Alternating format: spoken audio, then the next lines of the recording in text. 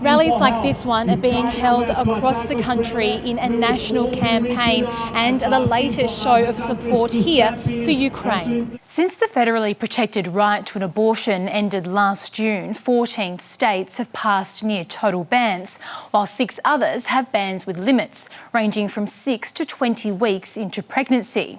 Several other states have similar bans temporarily blocked by the courts, but some states have kept abortion legal, often with added protections.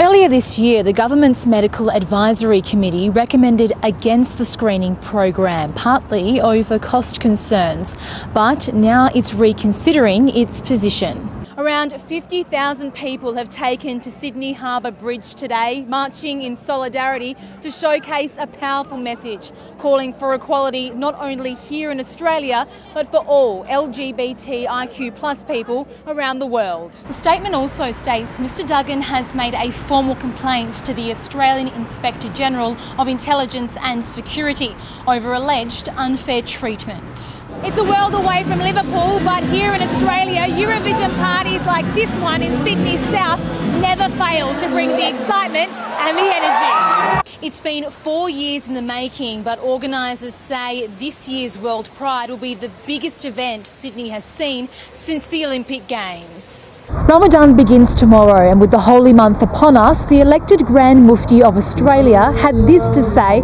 to the Muslim community. These Syrian families are the first arrivals hoping to build a new life here in Australia with the help of their sponsors. This program aims to build a network of 2,000 Australians who will support 1,500 new refugees over the next 3 years. A lack of interest and confusion in navigating Italy's complex voting system have in recent years seen low turnouts. In Australia, 160,000 people are eligible to vote in this year's election, but experts say expected numbers are more likely to be just 1/3 of overall voters. After a rollercoaster of emotions for fans here in the first half, Socceroos supporters are still hoping for a bit of magic in the second period. The Hakoah Club was demolished in 2009, but this is where it used to stand.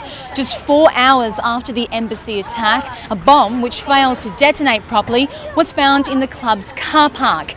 And authorities say if the bombing had gone to plan, the building would have likely collapsed on more than 300 people who were inside at the time.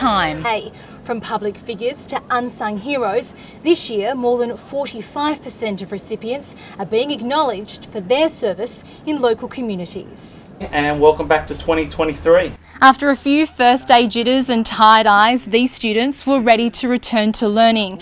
But with back to school price hikes contributing to a cost of living crisis, for some families that may mean tough choices.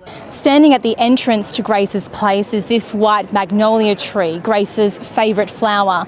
And while it's placed in her memory, it's also a memorial to all victims of homicide.